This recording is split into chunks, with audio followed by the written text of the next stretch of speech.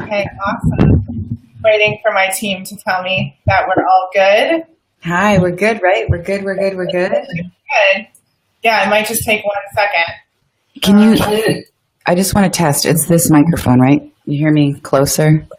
Yeah, I hear you closer. Okay, so it's this one. All right, great. Yeah. I'm assuming we're good. Let's see.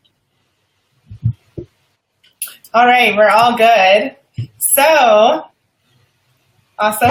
We had to try a few different things. There you go. We're good. Awesome.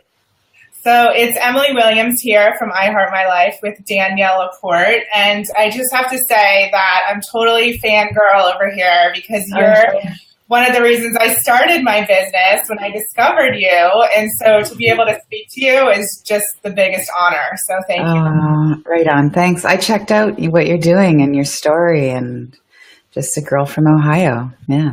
Yeah. It's so amazing to speak to you. So you are one of Oprah's SuperSoul 100. You're a best-selling author. The Desire Map is something that I require all of my clients to read in our programs. It's on my reading list. So it's one of those books that has changed my life as well. So, I mean, I could go on and on, but what you do in the world is just, it's incredible, and it's just such a pleasure to have you within the I Heart My Life community. Thank you. Hi, everybody. So I wrote down all of my questions. I didn't want to forget any, but I also, just want to have fun with you. And I know that you're someone who, you're really real. So I feel like I already know you, and so does my community. But one of the things I just wanted to say, first of all, is your new book, White Hot Truth. It's something, again, game changer for me. My husband and I listened to it as we drove down the coast of California a few weeks ago. And I totally am one of those people that thinks the audiobook is the best thing. Your voice. It's the best. The audio is way better than the actual book. Yeah. Yeah. And so, I just wanted to mention that it was such a great thing to have it as our companion for like 6 hours driving down the coast. And he loved it too, which is amazing. Right on. And the thing that struck me right away was the dedication to your girlfriends. And I know that for me, running a business, sometimes it can be really lonely. It doesn't need to be that way. But it just made me really stop and think, how important are girlfriends in our work, in our lives, as a source of happiness and joy and connection. And I just wondered if you could talk a little bit about that. My girlfriends are my therapy. They are part of my spiritual practice. They're, so much of us go on about, so many of us go on about love in our lives. And often it's like in the context of romantic love or familial love, but it's like your friendships are everything. They're the nectar of your life. They're your vitamins. They're the track. They're the light. They're how you grow. They're how you stay sane. And life isn't balanced. I've talked about this and I've been talking about this since the Firestarter Sessions days. So it's not that you don't divide your life into like a third of my time is for friends and family, and a third is for career, and a third is for me. It never works that way. Yeah. So sometimes it's all about friendships, and you drop everything and you miss deadlines to just tend to your friends or go have a good time. And sometimes, like when you're launching a book, your friends hear from you a lot later after they text you. But yeah, essential. I mean, most of my work is vetted by girlfriends first. Right. And not just friends who are in my quote industry. Yeah. Because I'm writing for me. I'm writing for my tribe. So yeah, essential. Do whatever you need to do to nurture your friendships. They need to be your top priority. Was it always like that for you, or was there a point where you realized, it was? Yeah. I mean, there's times I've been distant and shitty and hard to get a hold of. And, I wouldn't say I'm the most awesome friend. I mean, sometimes I am, right? Sometimes I am, sometimes I'm not. But yeah, love, intimacy, relationships, dancing, health, road trips, obsessive texting. Yes. I knew someone once who, chose to put hardwood floors in their house instead of take this incredible trip that was offered to them to go with a friend. And I just thought, you're going to die lonely. Like, choose your friends. Get on the plane. Put it on the credit card if you don't have the money. Always choose love. Often choose love over business. Sometimes the most loving thing to do is to choose your work, because you gotta do what you gotta do in the world. What your service. Yeah. Yeah, I love that. The other thing that really struck me in the beginning of the book was you talking about how you didn't, looking back on things that you've written, sometimes it's like, oh, I don't know if that's still relevant. I'm a little embarrassed. Yeah. So I discovered you in 2013, and so I haven't had my business for that long, but I still look back at some of the earliest blog posts or things I posted on Facebook, and it's just like, it's just a little embarrassing. Yeah. So I was just wondering, one of the things that I talk to my clients about is putting yourself out there, even if it's not perfect at the beginning, and realizing your story will kind of evolve as your business and your life evolves. So what's your advice around that, around putting yourself out there even when it's not perfect or maybe not all cohesive? A couple things about that. There's a few layers to this. One, we're almost obsessed with that perfection and that gloss, because now we can filter everything and we can edit it and we can get the blowout and everybody's looking so perfect. And of course you want to look your best and you want to shine and all of that. So part of it's healthy, part of it is ridiculous. You have to start somewhere. When I first started my blog, I hate the word blog. When I first started my website, whatever that was, 6 or 7 years ago, I thought, I was setting up, this is when I set up WordPress myself, and I was figuring out all my tags and my categories. And I was going to write about relationships and business and spirituality and maybe parenting, because I had a baby, and maybe community build. No. Once I actually got to doing it, sat down every week and wrote what I was inspired to write, it turned out that at that time, I just wanted to write about entrepreneurship and creativity. So you don't know who you are until you actually start doing it. Reciprocity is a beautiful thing. Like, get in front of the camera, write whatever, be of service, and see how people respond. If it's hitting a no. And also, a guiding philosophy for me is I never write about the shitty, painful things when I'm actually in the shitty, painful things. So like if you're a financial wellness coach and you're writing about how hard it is to pay your mortgage right now, it might not be a great idea to do that, because I want to trust you. There's two parts of that too. You want to be transparent. You want to be authentic. You want to take people with you on the journey, but just kind of get through the hard part of it first. Turn it into a lesson. See what you can see in it. Get on the other side, and then say, I was just here. Mm-hmm. And then take people with you. Also, you don't want to be sharing when you're bleeding, because it's private. We need to have some privacy in our lives, and you don't need all those projections coming from people about how you can be better, be stronger. Just be better and stronger privately on your own, and then share your stuff. Yeah, no, I love that. And I love, you're one of those people who's inspired me to be more of myself and to go deeper and to be more vulnerable. And I was curious to know how you feel about the word vulnerability. Oh, I'm down with it. I think we often hear the word vulnerability and we think weakness. Mm-hmm. For me, I resonate more with the word openness. Mm-hmm. So it's like, I want to be open with who I am and my beliefs. And I'm very open. Like, I have an agenda.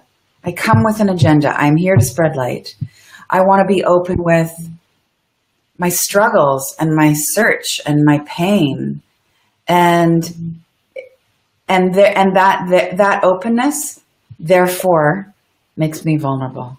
It makes me vulnerable and exposed to criticism, to judgment, to not getting what I want. Yeah, but you can't, like, it's Brene Brown's work on vulnerability and shame is really golden, brilliant stuff. You can't get what you want without being open. I mean, it's like if you're closed, if you just look at like literally, if you're closed and you're not sharing and you're inauthentic and it's always about strategy and your 7 steps and how you want to look in terms of your brand, you're closed. Love can't get to you. Affection can't get to you. Clients can't reach you. Like, no, open. Here I am. Come get me. Amazing. Yeah, in the book you talked about having boundaries, not barriers. And that just totally resonated with me. And I said it on one of our calls the other day, and I quoted you. Of course, everyone really loved that because that's such a great way of putting it. Because especially as people doing this work in the world, I work with a lot of coaches. When we are open and we do share, like you said, it allows things that maybe we don't want to be let in. So I really love the way that you put that. Mm. Do you want me to give you a quick summation of that? Please. Boundaries versus barriers. Here's what I've figured out since I've been talking about this. I wish I would have written this in the book. The quick difference between boundaries versus barriers is that boundaries are actually declared. Barriers, they're like inside boundaries. You don't tell anybody. It's like, so boundaries are, hey, I'm only going to work 40 hours a week. Just letting you know. Barriers are, don't ask me to work more than 40 hours. Yeah, you're taking too much from me again. So you're guarded against it because it actually is like a standard you have inside, but you haven't really spoken it and you haven't really, so you can't maintain it. Yeah. Wow. So would you say that's something that you, like, how do you put that out there? Obviously with your team, but who else do you speak those with?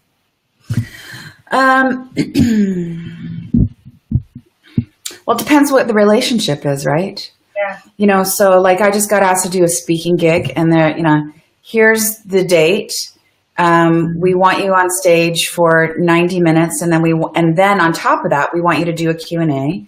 And we want you to do an interview a few weeks in advance. And we want you to do a green room thing. And I'm like, all that's good, except here's the thing. I speak on stage for 90 minutes, period. Not because I'm cheap or I have anywhere to go, but because I've been doing this long enough that I know that anything more than 90 minutes is too long for everybody. The audience starts to they need to pee. And so I'm just, this is how I work. It's 90 minutes. Half of that is Q&A because Q&A is magic. Yep. I'm just not this monkey that gets up there and just, you get this lecture. So that's this is how I work. And you could call that a boundary. I call it just, it's my creative style. Yeah. So it depends on the relationship. And lots of times boundaries don't need to be you don't need to be forceful with them. And sometimes when chicks are just getting the groove, there was this trend a couple of years ago. You may have been part of this trend where we were interviewing a lot of different types of people to work with us, but there was this handful of VAs that kind of came through, were passing by with us. And a lot of them on their websites and in their contracts with us. First of all, I don't need a contract with a VA. You believe me, I'm going to pay you. I believe you, you're going to work. Okay. They were saying, they had all these declared boundaries on their website. And I think, I only check my email between 1 p.m. Pacific time and 2 p.m. every day. I do not work on weekends. And I was just suck it. I need someone who's just going to go the distance and has boundaries at the same time. So you want to be, cool. Be cool with your boundaries too. There's a way to do it. I love it. That leads into kind of segues into self-love. That was my other thing. That was just so huge. And the truth is, I'm just starting on the self-love journey, which sounds really cheesy and a little crazy, but I realized that back in December, when I had this moment at this conference. It was Robin Sharma's conference, and he asked us, like just kind of in passing, are you happy? And it was like, no. And I was so surprised by that because I had done all these amazing things in my business. I, launched all the programs I wanted to launch. I worked with all these amazing clients, and I wasn't aware that I had to fight for my joy, like you say in the book. And so that really hit me. And when it came down to it, I realized that a lot of it was lack of self-love. And I see that in my clients as well. And so I'm so glad that you have this whole chapter on it. I actually played it at our mastermind a few weeks ago for all the ladies. And it's just it's so beautiful. And I think it's so important for all of us who give and, love others to remember ourselves. That is so courageous, what you just did. Thank you. Yeah. And I predict that revelation and your journey will significantly shift your brand and your service. It already has. I did what you said, and I waited a bit to share that, but when I did, it's changed a lot for me.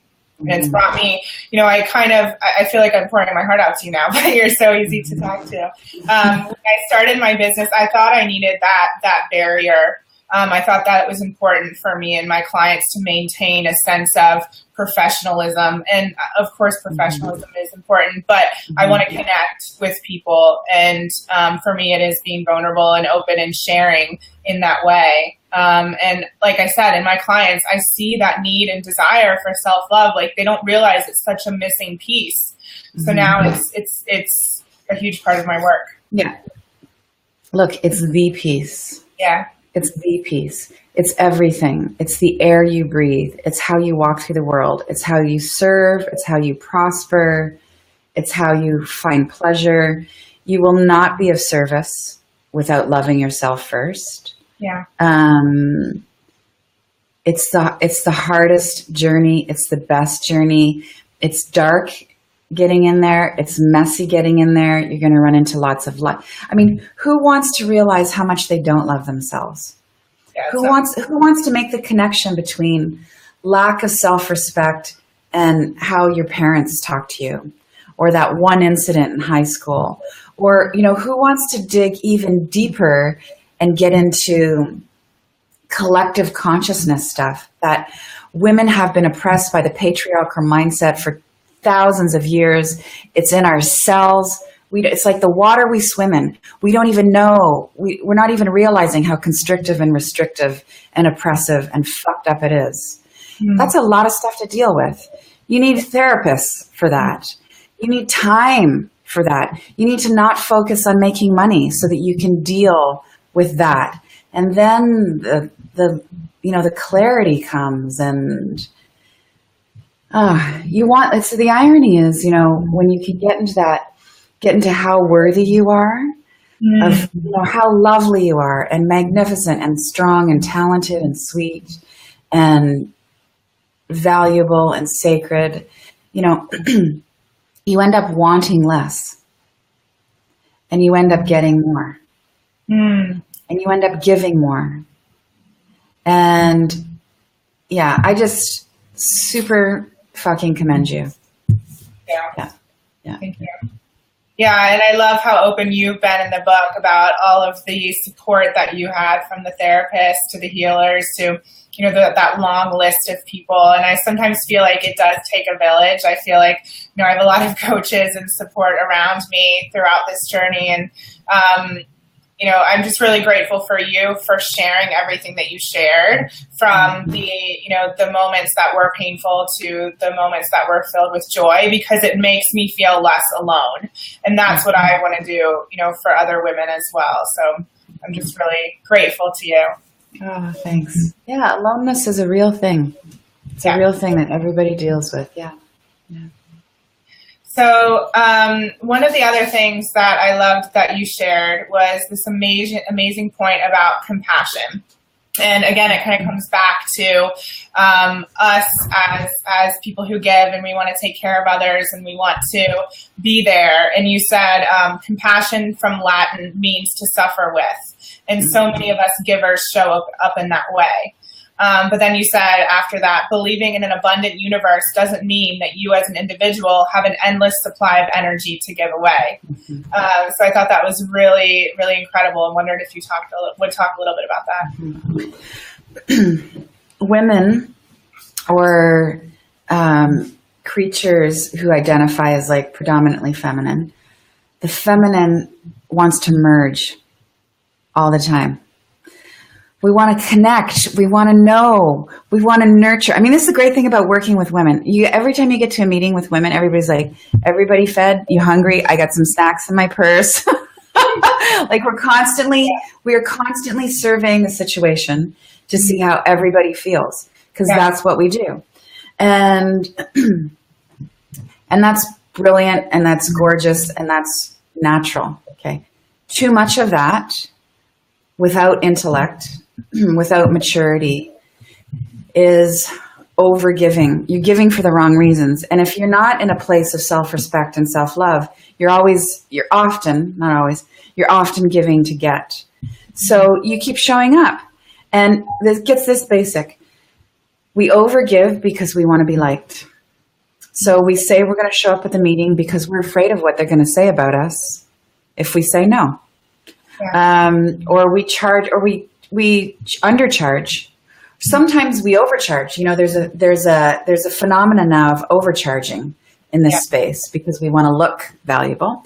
But there's all this guilt that's underneath that. Oh, it's so messy. I know you know in your space. Yeah. So you got to get on the no train. You know, this is like Marie Forleo just nailed this. She's like, it's either a hell yes or it's a hell no.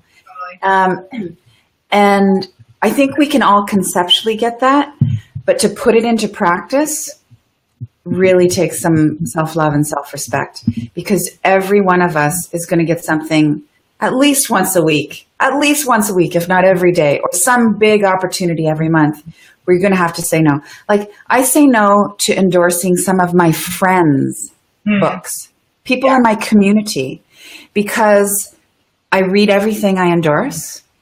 And if I'm going to stay up an extra hour, 2 hours to read something late at night, I'm going to not be awesome the next day. I'm going to be a crankier mom. I'm going to gain weight. So no. Yeah. No, I love you. No, I love myself and my son. So I'm a yes for him. Yeah. That's great. Yeah. So within your circle, there must be a constant number of book launches and program launches and all of that. So you have to choose. That's amazing. And I feel that with myself and a lot of my colleagues, you know, who it feels like things are really taking off and you want to say yes to everything and you want to be a part of everything and you want to go to all the events. But then, you know, I also believe that there's an abundant supply of opportunities. And so I don't need to show up in a way that displays that, you know, nothing's going to happen in the future. Yes, and you have to trust in everybody else's abundance too. Yeah. That, you know, you're not the winning formula for them to be a success. They can have their book launch without you. Lots of magical people are going to show up. Lots of people are going to buy their stuff. They're good. They're good without you. You don't need my endorsement. Go rock and roll. Yeah. Love it. Amazing. So I just had a few more questions, just some fast questions that I thought would be fun. Yeah, I love rapid fire. Let's do it. Cool. So I'm a huge fan of Oprah, and you're in the Oprah SuperSoul 100. So is there anyone, like she would be my ideal person to work with or meet or whatever. Is there anyone you haven't met yet that you'd love to meet or collaborate with? Mostly everybody I want to meet is dead. Yeah, I'd love to hang out with Jesus or Rumi or... Yeah. I don't know. It's funny. No, I don't know. I'm going to pass. Next. Okay. What are you most excited for in your life right now? Well, in the spirit of transparency, I'll tell you this week we find out if White Hot Truth hit the New York Times bestseller list. So we're kind of pacing right now. We have, let me see, it's Tuesday. We've got about 36 hours until we know. Yeah. Oh, wow. Yeah. How long did it take you to write White Hot Truth? 9 months. It was a baby. I pushed it out through my vagina. Yeah. Okay, now this is a fun one. Do you have a favorite male model? Male model? Yep.